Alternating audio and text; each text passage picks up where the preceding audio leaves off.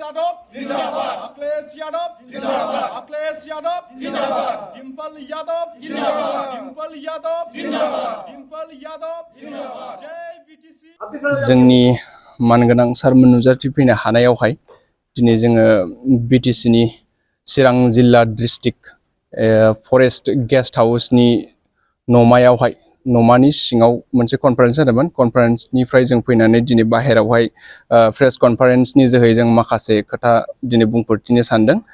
बेनो दे दिनै जोंना मा चिरां जिल्ला कमिटियावहाय अल बीटीसी हिसाबै जों दिनै कमिटिखौ दानाय जादों।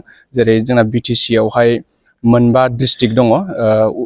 जोंना सिगाङाव फैयो 1 नाम्बारावहाय जोंना क'क्राझार, 2 नाम्बारावहाय फैयो जोंना चिरां, 3 नाम्बारावहाय फैयो जोंहा बाक्सा, 4 नाम्बारावहाय बुङो जोंहा गोदानै दाजानाय डिस्ट्रिक्ट मोनसे तामुलपुर, आरो जोंहा 5 नाम्बारावहाय फैयो जोंना 5आवहाय फैयो जोंहा उदालगुरि। दा बेसोर मोनफ्रोमबो डिस्ट्रिक्टआवहाय जोङो साफा साफा यानि प्रत्येकटा समस्तियावहाय यानि कन्स्टिट्युएन्सियावहाय जोङो साफा साफा केन्डिडेट महरै फसंनो जोङो नाजागोन। जेसेबां हायो जों नाजानानै जोङो उनावहाय लागै जोंनि समाजबादि पार्टिखौहाय आवगायलांनो थांखि लानाय जादों। दा समाजबादि पार्टिया स्टेटआवबो दिनै प्रभाब गैयाखौ बुंनांगोन जोङो।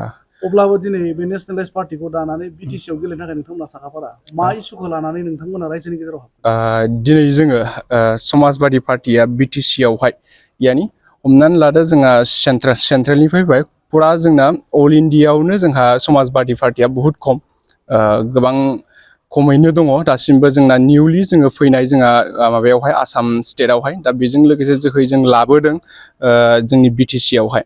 दा बुंनो थाङो जोंनि मेन उद्देश्यआनो जाबाय जोंनि बीटीसीआवहाय जोङो माने गोग्गो मोनसे यानि गेरेमसा महरै जोङो माने जोंनि बीटीसीखौहाय जोङो थांनानै थानो थाखाय यानि सालायलांनो थाखाय जोङो उद्देश्य लाबोदों। जेरावहाय समान मोनथाय बयबो मोननाय, जेरैहाय जोङो मा गोबां बिबांनि जोंहा खामानि दङ थालांनाय माखासे खामानिफोरखौ आं बुंला, जेराव अबजेक्सनबो होआ आङो रावखौबो जेखौबो। दा बे हिसाबै आं गोबां मावलांनो सानदों। आं बुंफोरथि खेंफोरथि होननानै दा बुंनो हाथ'आ आरो आं बे जिनिसखौहाय।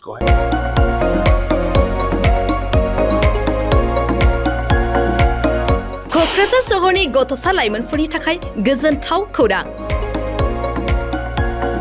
क'क्राझाराव गिबि खेबनि थाखाय गोदानै बेखेवदों इउनिभार्सेल गेम जन मुंनि मोनसे डिजिटेल गेलेमु सेन्टार। क'क्राझार सहरनि ग्रीन फिल्डनि साखाथि इट्स भबानिपुर जेडी रडनि लामा सेराव गोदानै बेखेवबाय इउनिभार्सेल गेम जन।